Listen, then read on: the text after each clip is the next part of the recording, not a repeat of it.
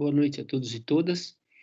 Vamos dar início, então, à nossa aula número 15, que trata sobre o capítulo 21, de título Acumulação e Reprodução Ampliada.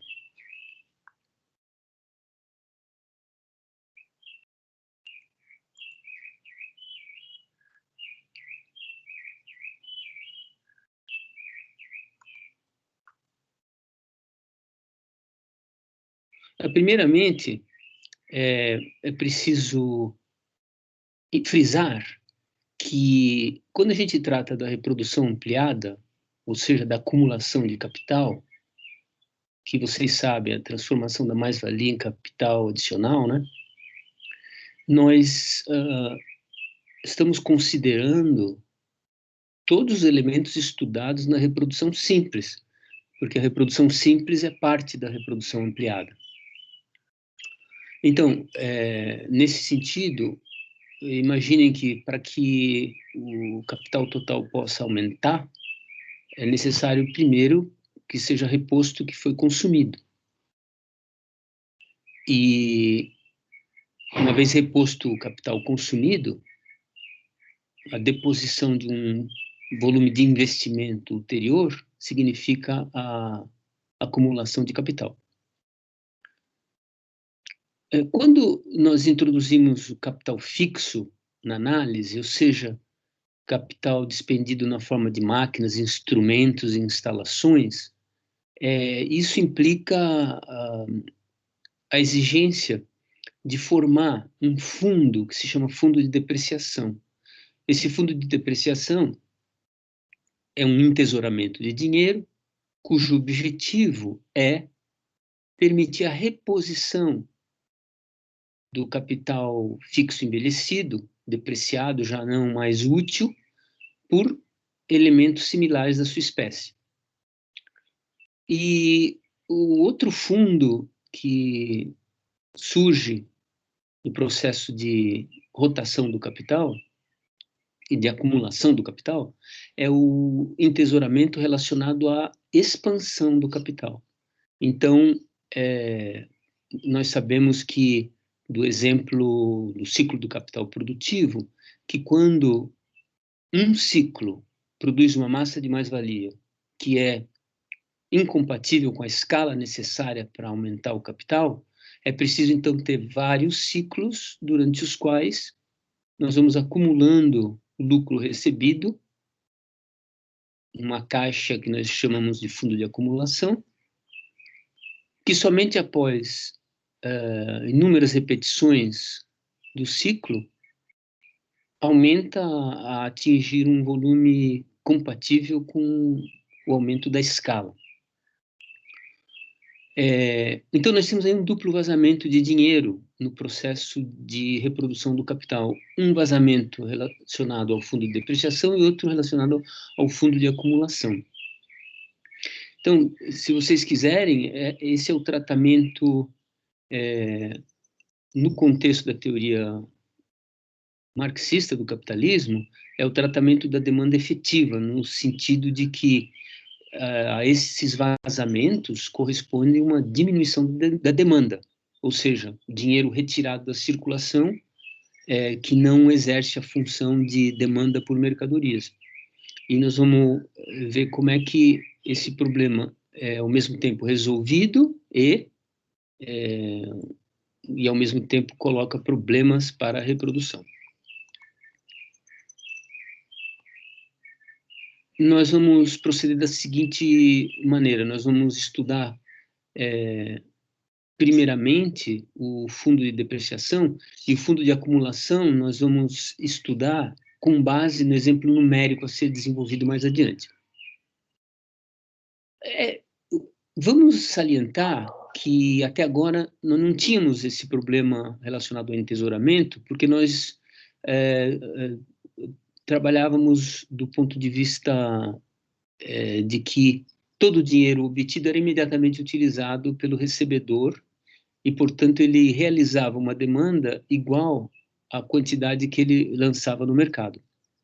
Então, se ele obtinha um valor equivalente a 2.000 em dinheiro, ele usava esses 2.000 de dinheiro para compra, como nós vamos ver logo a seguir.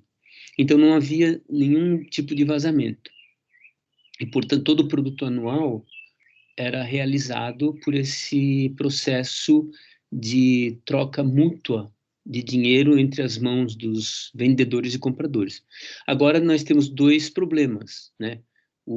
Que são aquelas duas formas de vazamento. A primeira é relacionada ao capital fixo, a segunda é relacionada à acumulação de capital, que parecem interromper a circulação do dinheiro e causar dificuldades à realização do produto, aparentemente, pelo menos. Então, o fundo de depreciação é estudado com relação à reprodução simples. Por quê? Porque o fundo de depreciação, sendo relativo à reposição do capital consumido, é tipicamente um fundo relacionado à reprodução do capital na mesma escala, ou seja, a reprodução do capital que já foi consumido. E, portanto, enfim, não envolve acumulação, envolve apenas reposição. Então, o estudo leva em conta os esquemas da reprodução simples, sem acumulação de capital, mas isso vale, os resultados daqui obtidos valerão para a reprodução ampliada, já que no interior da reprodução ampliada nós temos a reposição do capital depreciado e, portanto, a reprodução simples dentro da reprodução ampliada. Isso é importante, mostra que a divisão do estudo entre reprodução simples e reprodução ampliada, entre reprodução simples e acumulação de capital, não foi um mero lance de abstração,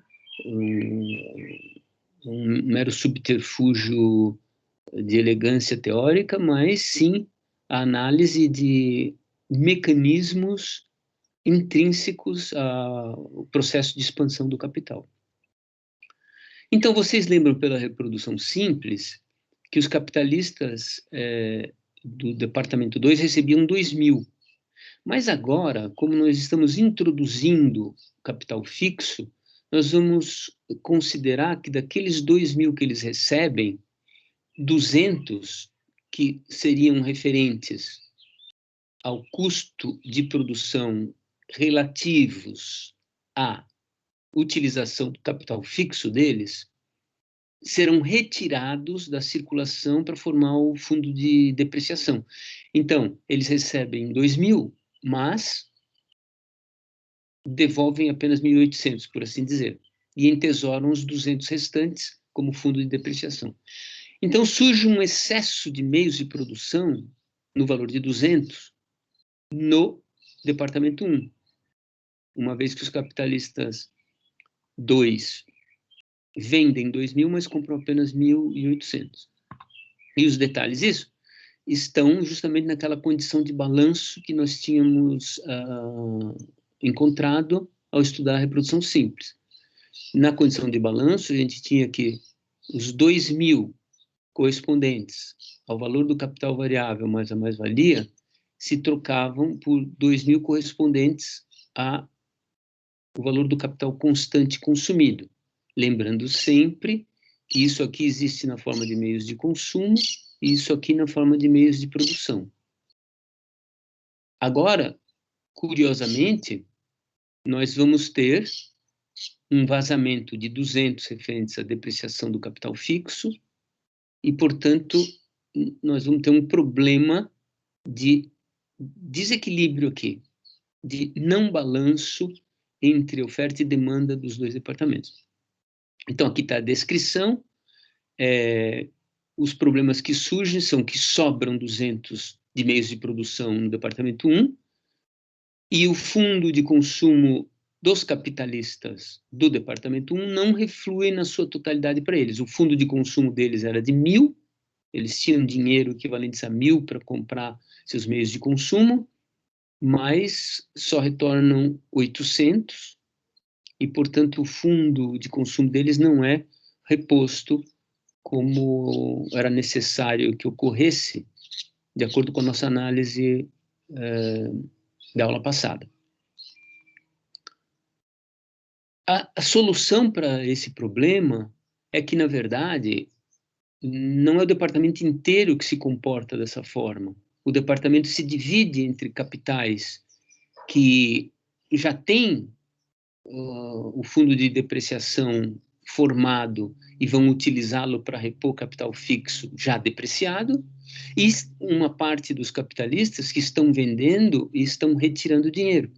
Então, evidentemente, essa compensação aqui não é nunca exata, e por isso aqui é a forma marxista de tratar o problema da demanda efetiva, mas a condição de balanço requer um equilíbrio através de diversas formas de turbulência entre essa seção que compra a partir do fundo de depreciação já acumulado e essa seção que retira dinheiro da circulação para formar seu fundo.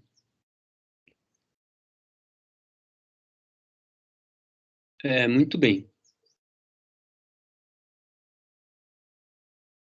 Então, essa solução, como nós dissemos, permanece válida na reprodução ampliada e por isso, nós não vamos retornar a ela.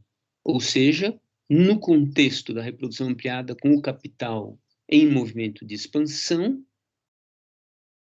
essas duas seções, digamos assim, dos capitalistas, nas quais se divide a sociedade, aqueles que estão entesourando para formar o fundo de depreciação e aqueles que estão gastando seus fundos de depreciação previamente formados, se compensam uns aos outros, permitindo com que a economia proceda no seu curso normal de expansão. Então, agora nós vamos passar à apresentação esquemática da acumulação, que é, digamos assim, o centro dessa aula, no sentido que daqui que nós vamos tirar o que significa, de fato, os esquemas de reprodução com acumulação de capital. A nossa notação vai usar a notação de Giussani no Dicionário do Pensamento Marxista de 83, na entrada que se chama esquemas de reprodução.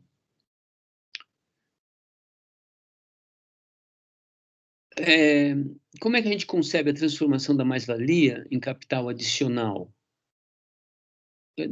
Simplesmente de que o capital adicional vai ser um aumento do capital constante acompanhado de um aumento do capital variável. Então, por exemplo, você tem uma rede de restaurantes, vai adicionar mais um restaurante, você precisa mais fogão, mais pratos, mais meios de produção em geral e mais trabalhadores assalariados para tocar o negócio.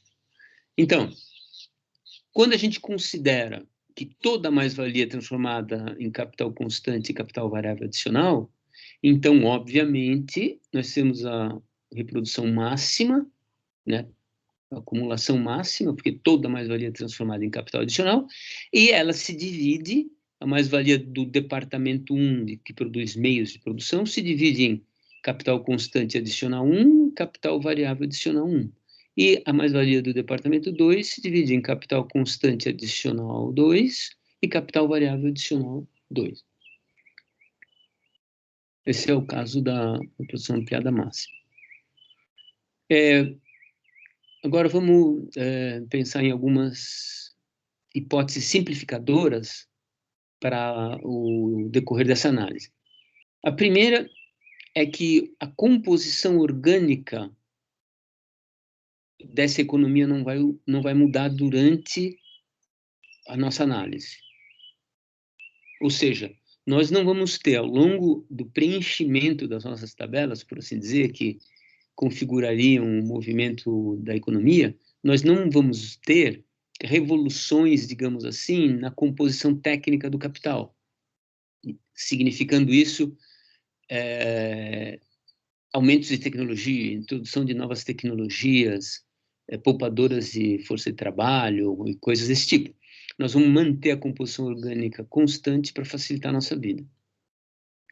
E elas serão iguais nos dois departamentos. Então, a composição do capital entre capital constante e variável, que vocês já acabaram de estudar com a professora Daiane no capítulo sobre a Lei Geral da Acumulação Capitalista, essa composição orgânica do capital não vai mudar. E, em assim sendo, significa que, igualmente, elas se mantendo iguais nos dois departamentos, significa que o aumento do capital constante no departamento 1, relativamente ao aumento do capital constante no variável no departamento 1, se mantém igual à composição anterior, porque se isso aqui mudar, muda a composição anterior. E o mesmo se dá para o departamento 2. Isso aqui pode ser meio enigmático, mas é a coisa mais simples do mundo, é o ovo de Colombo. Quando vocês colocarem ele de pé, ele fica. Como é que se divide a mais-valia em capital adicional e consumo capitalista? No caso em que a gente quer introduzir o consumo capitalista. A mais-valia será transformada em capital constante adicional, capital variável adicional e consumo capitalista. Esta variável que, na verdade, é uma constante no nosso exemplo, a constante Kc simplesmente significa a proporção da mais-valia transformada em capital constante adicional. Se a mais-valia é 1.000 e isso aqui é 400, então a proporção da mais-valia transformada em capital constante adicional é 0,4.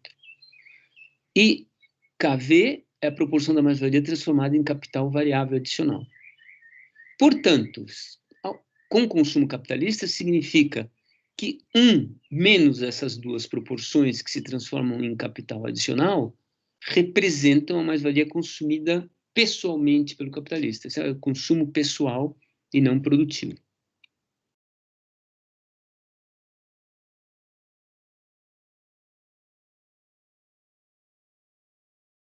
Então, primeiro, nós vamos derivar a reprodução ampliada máxima, que é a condição de equilíbrio da reprodução ampliada máxima.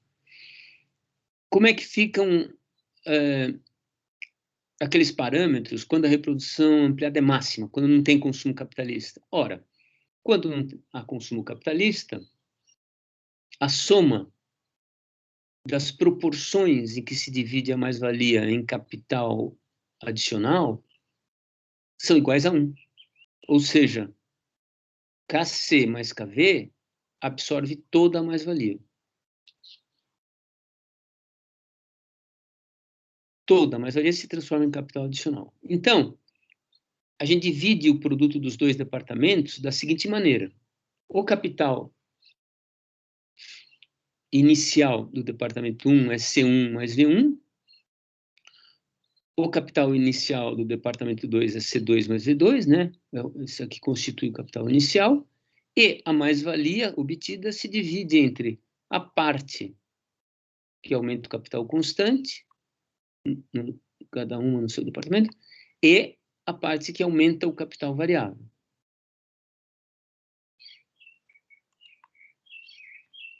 De tal maneira que nós podemos fazer agora as nossas transações, observar o que acontece com as porções de valor e derivar a nossa equação de intercâmbio. Notem o seguinte, o capital constante consumido no departamento 1 só pode ser reposto por ele mesmo, porque é aqui que se produzem os meios de produção. O aumento do capital constante no departamento 1 só pode ser obtido dentro desse lado da rua, porque é aqui que se produzem os meios de produção. Então, da equação de intercâmbio entre os departamentos, esses dois elementos têm que desaparecer. Por outro lado, o equivalente em valor ao capital variável encontra no departamento 2 os meios de consumo necessários à sua reposição. E o valor equivalente ao aumento do capital variável, aumento da massa de trabalhadores ocupados recebendo remuneração, também requer a uma oferta de meios de consumo correspondentes no outro lado da rua. Do outro lado da rua, as coisas se passam de maneira complementar. O capital constante consumido só pode ser reposto por elementos que venham do departamento 1. Já o capital variável vai comprar no próprio departamento 2 os meios de vida necessários. O salário dos trabalhadores vai ser gasto nesse lado da rua mesmo. O aumento do capital constante requer elementos que venham do outro lado da rua, do departamento 1.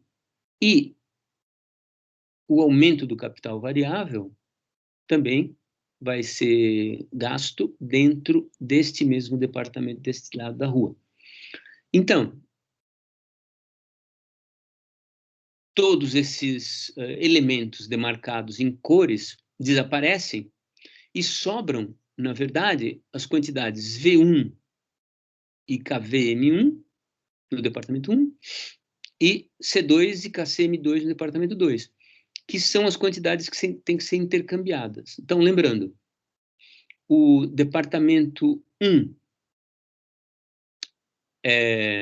tem um excesso de meios de produção equivalentes a V1 mais KVM1, e o departamento 2 tem um excesso de meios de consumo equivalentes a C2 mais KCM2. Então, esse excesso de meios de consumo tem que se trocar por esse excesso de meios de produção, numa proporção de valor determinada pela soma dessas partes aqui. Então, notem, a condição de balanço é sempre uma condição de valor, de balanço de valor e de balanço de valor de uso. Então, está aqui a condição de balanço da reprodução ampliada máxima. Nós temos C2 mais KCM2, que é a quantidade de meios de consumo em excesso às necessidades do departamento 2, e V1 mais KVM1, que é a quantidade de meios de produção em excesso em relação às necessidades do departamento 1. Aí aqui a gente faz uma pequena pausa para comparação entre o esquema da reprodução ampliada máxima e o esquema da reprodução simples. E nós vemos a presença da reposição do capital constante consumido no departamento 2,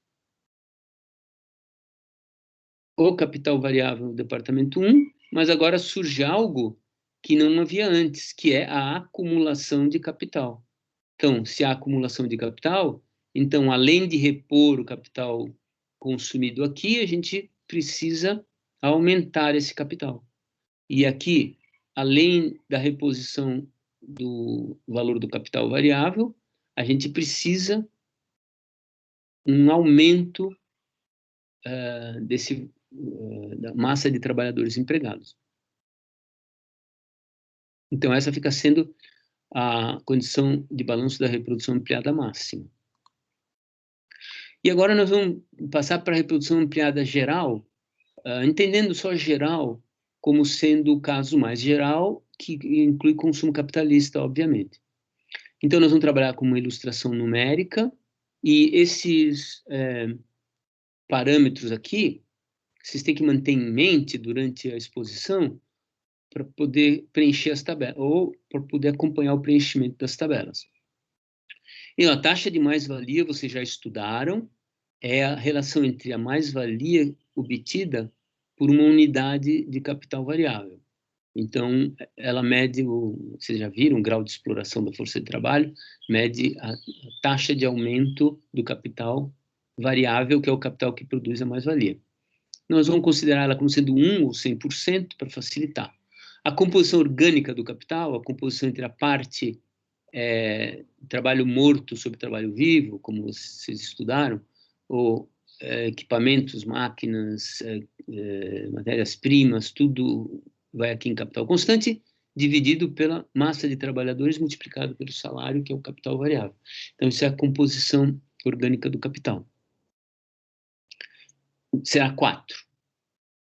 E a proporção da mais-valia acumulada, nós vamos considerar como 150%, 0,5. seja, da mais-valia obtida, metade é transformada em capital adicional. O que significa que KC tem que ser igual a 0,4 e KV tem que ser igual a 0,1. Por quê? Porque alfa mais KC menos KV tem que dar conta de toda a mais-valia. De modo que a parte acumula... Desculpa. Não é bem assim. Desculpa, é assim. Se a parte acumulada é 0,5 da mais-valia e a composição orgânica é 4, então, obviamente, 0,4 tem que ser o capital constante, a proporção da mais-valia transformada em capital constante, e 0,1 a proporção da mais-valia transformada em capital variável. 4 dividido por 1 dá a composição orgânica 4. E aqui, né, nós vamos passo a passo preencher para vocês verem como é que a gente obtém a condição de balanço da reprodução ampliada. Nós vamos partir do ano 1, obviamente, o primeiro ano da nossa análise, com um capital adiantado no começo do ano de 4.400 de capital constante no departamento 1 e 1.100 de capital variável no departamento 1. E 1.600 de capital constante no departamento 2 e 1.400 de capital variável no departamento 2. Então, essa é a estrutura, digamos assim, da nossa economia. 2 departamentos e a composição orgânica, o capital total e a composição orgânica sendo 4:1, tal como no nosso exemplo. Essa coluna aqui, o que vocês imaginam que vai ter aqui se a taxa de mais-valia é 100%? Imaginaram? Vai ser uma repetição.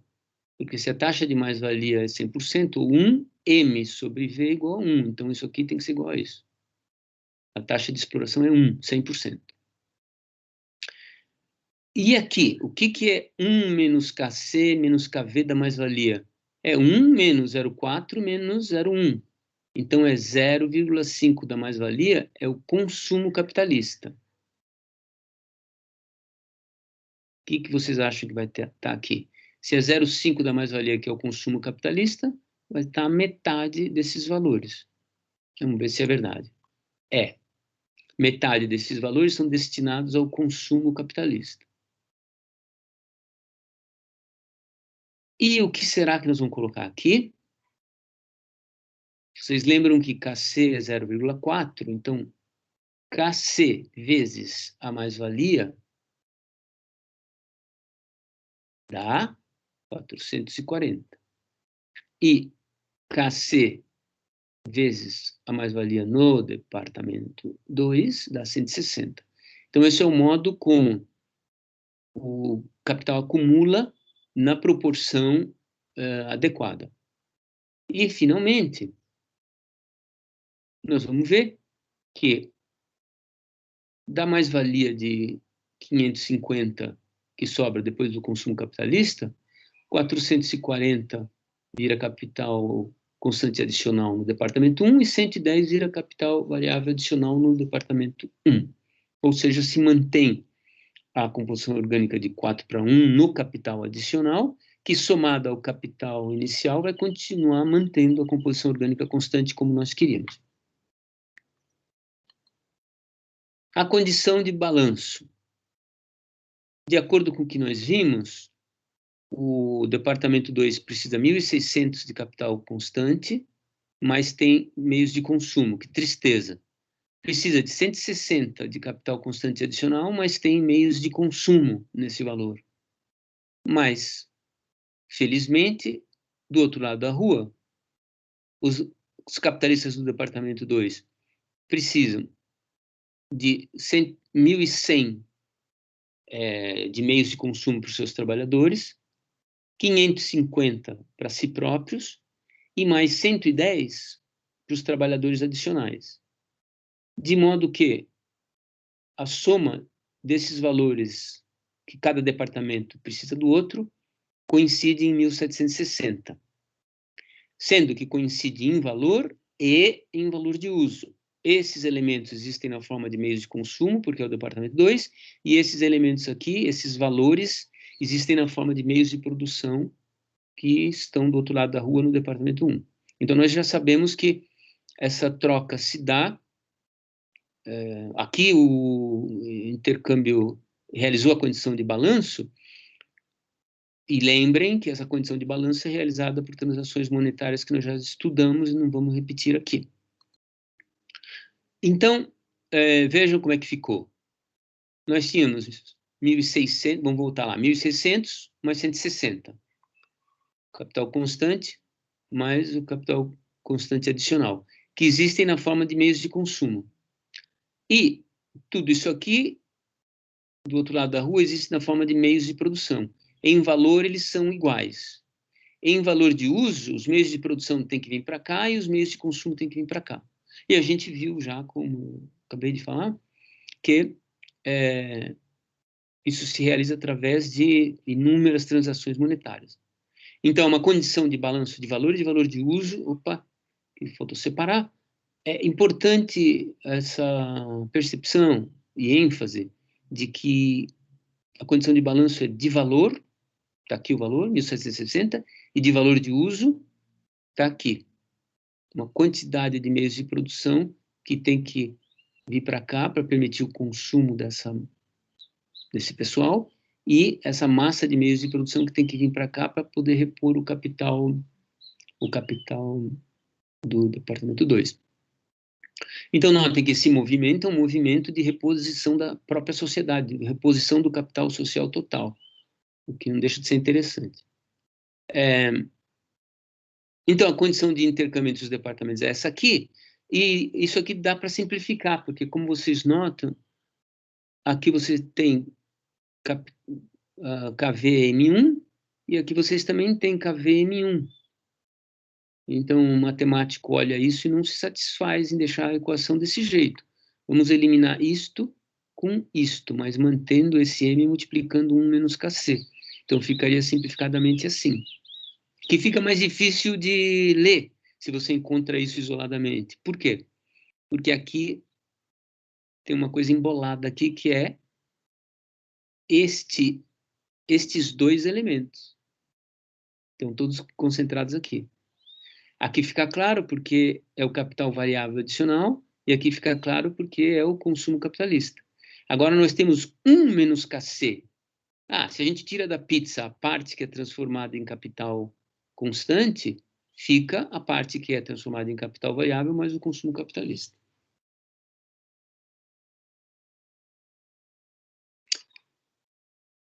Aqui a gente deriva a condição de balanço através de oferta e demanda, no caso de meios de produção. Depois fica por conta de vocês derivar a equação de balanço da reprodução ampliada geral pela oferta e demanda de meios de consumo. Vamos fazer pela oferta e demanda de meios de produção. Quando a gente fala de oferta, a gente sempre coloca o departamento inteiro do lado da oferta. Por quê? Porque a oferta dele é todo o produto do departamento. Então, é todo o valor do departamento nas suas partes constitutivas. E é um monte de meios de produção. E a demanda é tudo que tem que ser. A demanda de meios de produção é tudo que tem que ser. Se fosse demanda de meios de consumo, seria tudo que tem V e o consumo capitalista. Mas aqui nós estamos fazendo através de meios de produção. Então, tudo que tem C é demanda de meios de produção, capital constante. E isso permite simplificação. Esse C1 desaparece. Por quê? Justamente porque ele é demanda e oferta no mesmo departamento. Esse KCM1 e esse KCM1 desaparecem porque constituem demanda e oferta no mesmo departamento. E desaparecem mesmo. Vocês vejam que aqui ficou só a demanda de meios de consumo originária do departamento 1 e a demanda de meios de produção originárias do departamento 2. Muito bem. Essa é a condição de balanço. Vocês vão derivar exatamente a mesma condição de balanço fazendo esse exercício através da demanda e oferta de meios de consumo. E aqui a gente passa para a parte final da aula, que é incluir a análise do fundo de acumulação e dos problemas que ele apresenta, né?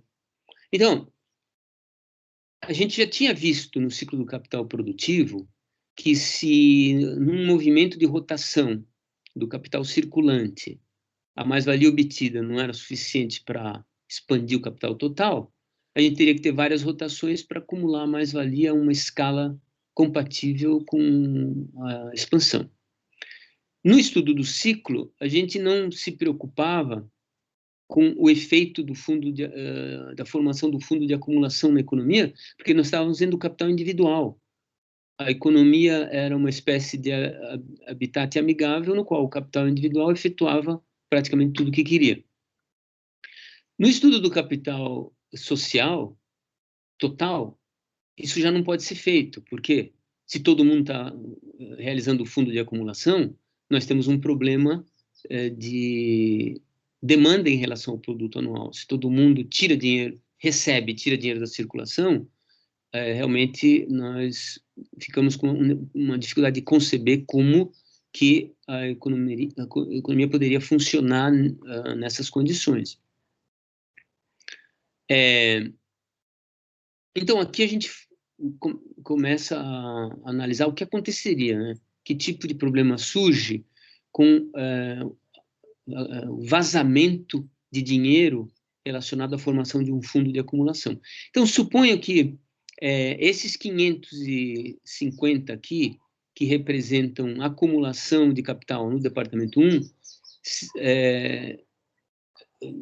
sejam incapazes de aumentar o capital, porque o capital é muito grande, como vocês veem aqui, vamos supor que essa seja uma escala mínima, então isso aqui teríamos que ter 10 rotações, para você poder expandir aqui. Porque 10 vezes isso dá isso, e 10 vezes isso dá isso. Então, isso aqui esse valor aqui teria que se precipitar num fundo de acumulação. Então, aqui surge um problema, né?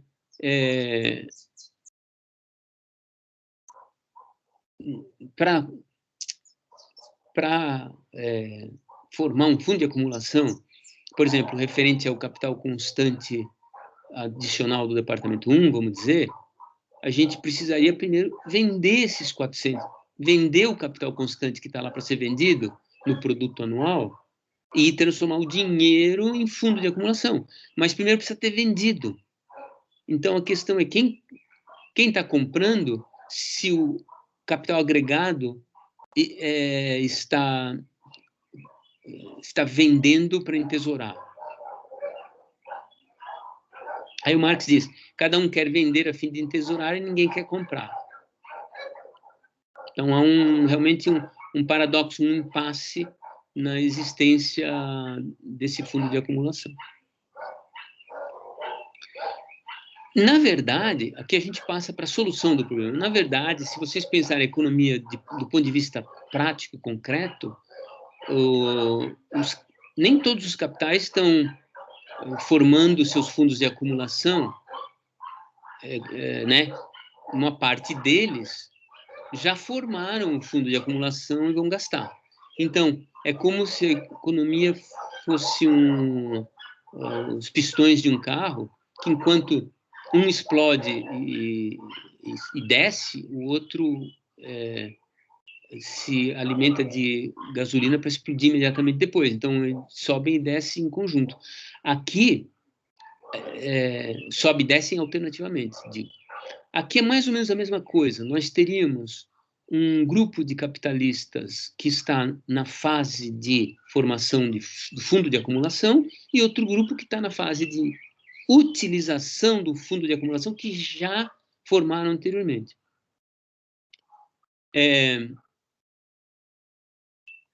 Então, o equilíbrio, né, o balanço, só vai existir pressupondo que haja um balanço entre montante de valor das compras unilaterais, daqueles que compram, mas não vendem, e conhecida como montante de valor de vendas unilaterais, daqueles que vendem, mas não compram. Ou seja, nós precisamos de um balanço entre o montante de dinheiro vazado da circulação para formar o fundo de acumulação, com um montante de dinheiro injetado na circulação a partir de fundos de acumulação previamente constituídos.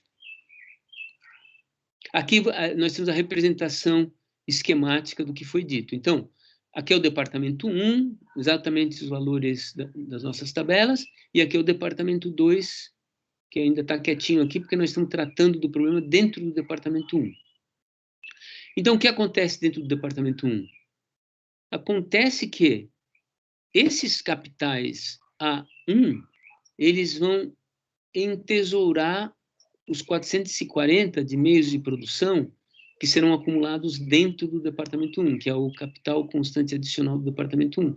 Mas eles vão ter vendido para poder jogar esse dinheiro numa tigelinha de fundo de acumulação. Para quem que eles vendem? Eles vendem para os capitalistas do departamento 1, que já haviam entesourado antes e estão na fase de expansão do seu capital.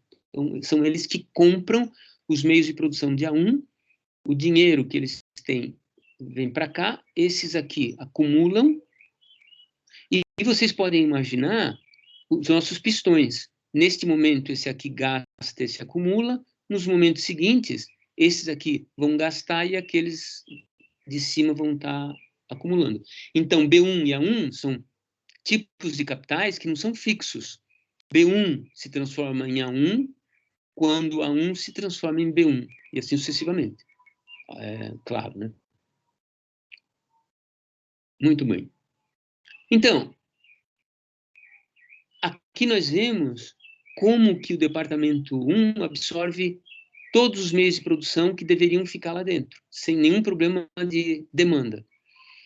Os capitalistas de tipo A1, nesse momento, absorveram 4.400, a reposição do seu capital consumido, eles compraram entre eles, e os capitalistas B1 absorveram a parte que deveria ser capital constante adicional, exatamente a parte que esses capitalistas aqui, que estavam só em processo de reposição do seu capital, não de acumulação, haviam entesourariam, com base no dinheiro advindo dos capitalistas do B1. Então, a totalidade dos meios de produção a serem absorvidos no departamento 2 é realizada com tempo. Então, aqui valeria a pena enfatizar que nós temos simultaneamente reprodução simples dos capitais de tipo A1, que apenas repõe o capital consumido, e reprodução ampliada dos capitais de tipo B1, que justamente estão comprando o capital constante adicional. E agora vamos tratar do problema do departamento 2. Então, aqui a gente tem que supor que o departamento 2 tenha 660 em dinheiro. Por quê? Porque junto com os 1.100 de capital variável que os capitalistas do departamento 1 vão pagar aos trabalhadores, isso vai se transformar em 1.760, mas vamos por partes. Os capitalistas pagam os trabalhadores compram meios de consumo e os capitalistas do departamento 2 usam 1.100 para comprar meios de produção. Depois, como eles precisam de 1.760 de meios de produção, eles gastam os 660 que eles tinham em dinheiro em meios de produção adicionais e conseguem repor todo o seu capital constante de 1.760. No entanto, os capitalistas do departamento 1 não gastam todos os 660 recebidos, apenas 550. E entesouram justamente o equivalente ao aumento, o que seria o aumento do seu capital, mas que não pode se dar imediatamente, que vai para um fundo de acumulação. Essa quantidade aqui que eles entesouram se transforma no departamento 2 em excedente, em superprodução, digamos assim, em mercadorias que o departamento 2 não consegue vender. Então, a formação do fundo de acumulação em 1 causa um déficit de demanda em 2. e sobram mercadorias no departamento 2. Qual é a solução? A solução desse problema já está implícita na solução do problema dentro do departamento 1. Por quê? Porque se os capitalistas do B1, do departamento 1, compram 440 de meios de produção, eles têm que comprar 110 adicional, eles têm que contratar 110 adicionais de força de trabalho, salário de 110. Esses trabalhadores vão comprar 110 do departamento 2, que era exatamente o que tinha ficado encalhado. Assim, todo o produto de 2 é comprado. Desse modo, nós temos que, resumindo, os capitais A1 provém 1.100 de demanda relativa ao capital variável, 550 de demanda relativa ao consumo deles, e os capitais de tipo B provêm 110 de demanda de meios de consumo através da força de trabalho adicional, ou seja, iguais aos 1.760 meios de consumo demandados pelo departamento 1, que é igual ao valor da demanda de meios de produção por parte do departamento 2. E, conclusões, finalmente, nós podemos comparar todas as condições de balanço que nós encontramos nessa vida até agora. A primeira foi a reprodução simples. Depois, nós vimos a reprodução ampliada máxima. Nessa aqui já aparece algo diferente. Por quê? Ora, porque nós não estamos tratando só de reproduzir o capital inicial da sociedade, sendo que esse M1 aqui na reprodução simples é esterilizado na forma de consumo capitalista. Então, só sobra esses valores que são repostos, isso aqui se reproduziria ad infinitum. Agora, essa mais-valia aqui se divide entre capital constante adicional e capital variável adicional. É máxima, não tem consumo capitalista. Tudo isso aqui que era consumo capitalista agora se converte em acumulação. E na reprodução ampliada geral, nós temos os mesmos elementos em cores aqui, adicionados a ele um outro elemento que é o consumo capitalista. Então, notem que, obviamente, nós temos os mesmos elementos em cores aqui, mas os KCs e KVs não são iguais, porque tem consumo capitalista. Então, uma parte da mais-valia é retirada para o consumo capitalista. Então, as proporções KC e KV, as proporções KC e KV aqui têm que ser necessariamente menores que as proporções KC e KV aqui. Bom, é importante também perceber que a intenção do Marx ao estudar os esquemas de reprodução era analisar a possibilidade de reprodução do capital social total a partir da miríade de capitais individuais que existem. E essas são as condições. Como essas condições não são coordenadas por nenhum ente planejador superior, elas são coordenadas pelo dinheiro e pelo lucro, digamos assim, uma série de ações tomadas individualmente e mais ou menos a revelia dos outros. Então, é evidente que essas condições de balanço só se dão na base dos trancos e barrancos, ou seja, de desvios contínuos que são reajustados justamente na medida em que eles sinalizam, vamos dizer, voltas à direita e voltas à esquerda, no sentido de trafegar mais ou menos sobre essa linha traçada pelos esquemas. Então, a condição de balanço só se verifica como uma média de desvios permanentes, ou seja, é uma condição de balanço que se realiza de modo turbulento a partir de desequilíbrios contínuos.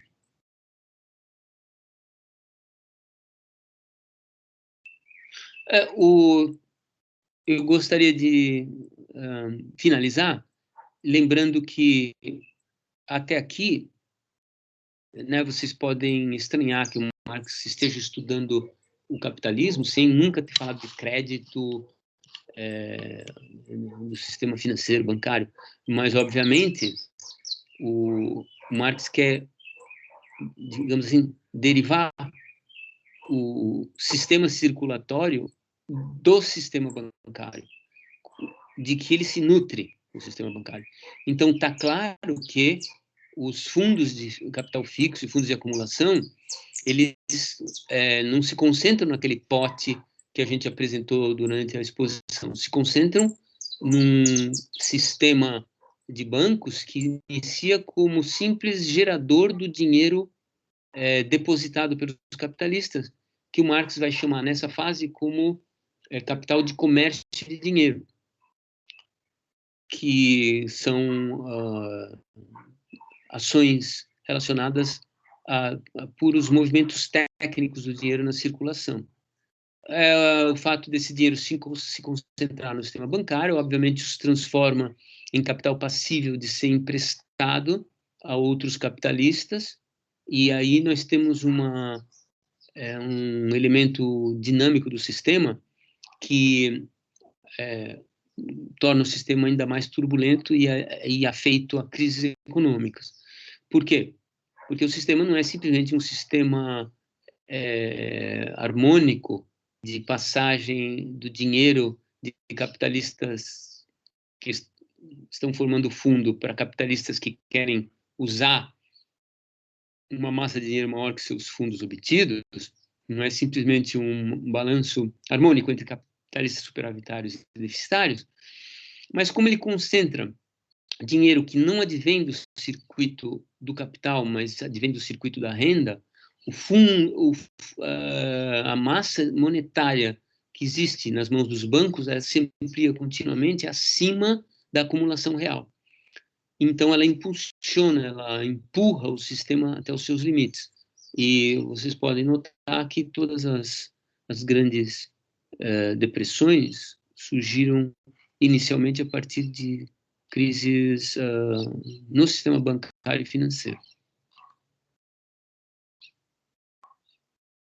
Obviamente, aqui eu coloquei duas citações do Marx só para bater um martelo sobre o fato de que ele tem em mente de que toda essa análise da circulação do capital do volume 2 é, digamos assim, um momento preparatório para a análise do sistema financeiro e, eventualmente, da sua teoria da crise econômica. Finalmente, vocês têm aqui um exercício para vocês mesmos fazerem. Essa é a solução. E vocês verifiquem, por favor, a condição de balanço. Se vocês conseguirem preencher essa tabela e verificar a condição de balanço, vocês aprenderam o essencial desta aula sobre o capítulo 21, acumulação e reprodução ampliada do capital. Então,